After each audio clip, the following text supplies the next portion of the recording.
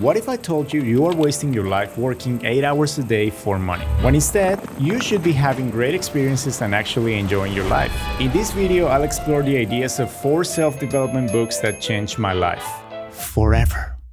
This video is brought to you by Shortform, more on them later.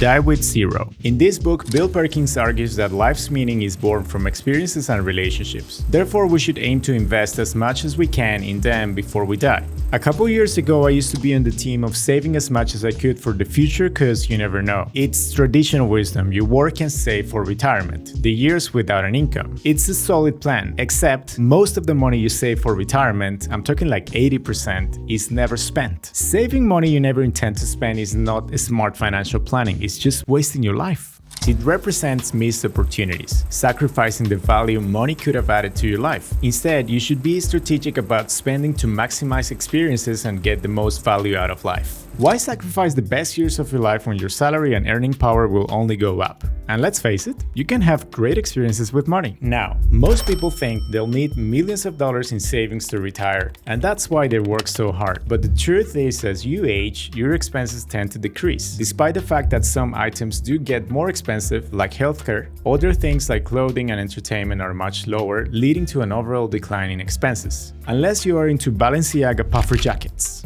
If you live in a country where healthcare is free, please marry me. Now, the author of the book is not advocating for reckless YOLO spending. It's all about balancing saving and spending, planning in detail how much you need to save for the future, but at the same time, carefully thinking about the life experiences you like to have, the number of times you like to have them, and when. Important. Because if you don't invest in experiences while you're young, you risk missing out on many of the best moments in your life. For example, say you've always dreamed of backpacking Europe. You could spend a portion of your savings or even borrow money if you don't have it, and do it while you're still young, have fun memories to look back on for the rest of your life, or you could save that money until it's too late in life to fully enjoy traveling. Besides, you can always get the money back, but the time, you can't.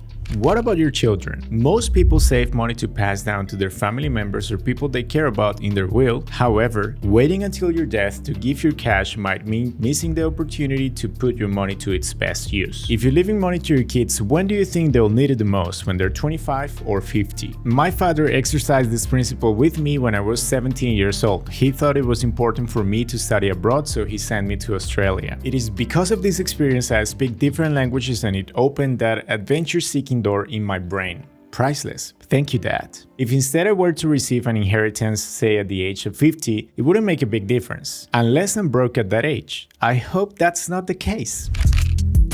I just finished reading this book and I think it is a great read for anyone wanting to try something new regarding work. This book challenges the idea of pursuing a normal life, by normal meaning a life centered around a good job. There is nothing wrong with that path, but it is not the only way. Not so long ago, to be seen as a successful adult, you needed to study, have credentials, land a 6-figure salary, buy a home, and have a family. A series of accomplishments that give you status. The perfect life on paper. But this framework has a little flaw. Sometimes we don't even know what we're working for. We like to think that once we make it, we can finally enjoy ourselves. So we work and work and work some more for the bigger house, the new car, an executive position at a company, and a larger savings account. And then what? Are we ever satisfied? Paul argues that as the world continues to change and technology reshapes our lives, the stories we use to navigate life become outdated. People are starting to feel the disconnect between what we've been told about how the world works and what they experience.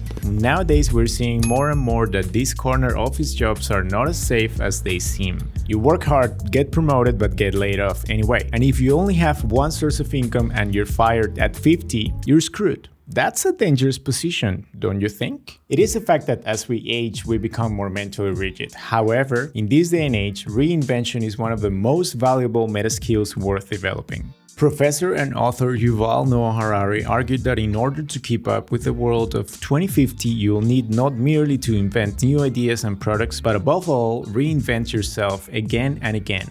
Take my life as an example. When I was 28 years old, I worked as a marketing guy. It was a safe path, but soul-crushing job.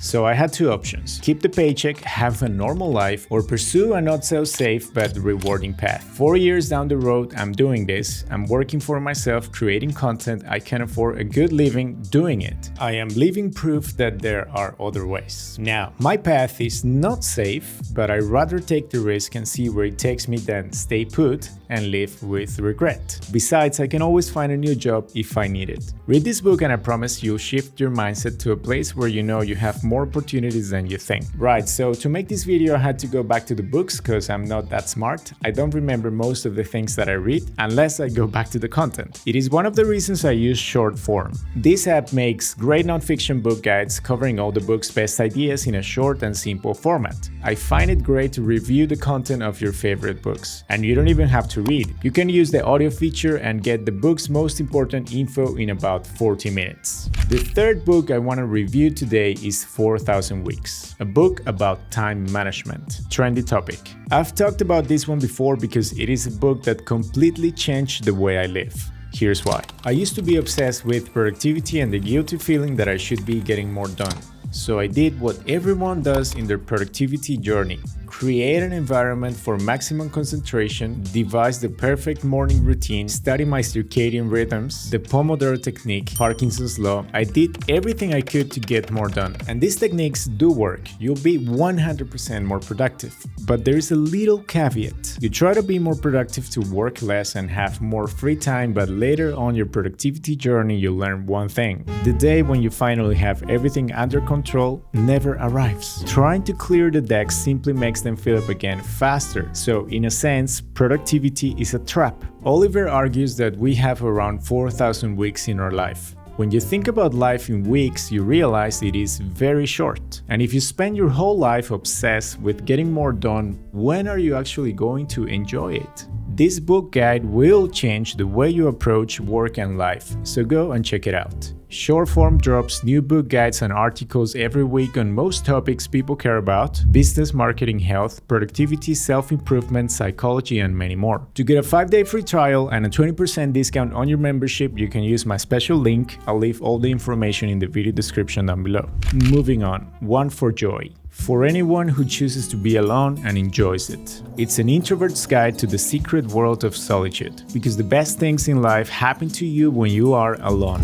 Think about it. Solitude is the natural home of both writing and reading, a place where you are your most creative. When you live in an extrovert world, being an introvert and choosing solitude can be tough. It is somehow seen as a negative trait. It's hard to say you want to be alone to your people without causing offense, but seeking solitude doesn't mean you dislike other people. It just means that what you want for yourself right now is to be alone. As an introvert myself, I started doing something on my birthdays that can only be described as weird shit. Traveling alone to remote places on my birthday to avoid the whole candle situation. Cause let's face it, the older you get, the more uncomfortable, even for extroverts. Then I started to discover I do pretty much everything on my own, and most activities I enjoy doing are solo activities. Something's wrong with me. But the truth is, trying to be an extrovert drains me. It's just who I am. I learned that my way of getting energy is by being alone, which is fine. Now, it's not that I don't like people, I actually love spending time with people I like, and to be honest, when I do, these experiences are better because they're not an everyday thing, so it has more value for me. Alright, so by now you may have realized that I am a hardcore introvert, and I'm telling you, my introverted friend, if you're feeling drained or overwhelmed by company, solitude can often give you just the mental holiday you need. It is okay to choose to be alone. If you're struggling in that department, read the book. I'm positive you'll change your mind. Also, I just made a video about how to say no. I think you'll like it. I'll leave it here. It's fresh. Thank you so much for watching, my friend. I appreciate the support. I'll catch you in the next one. Goodbye.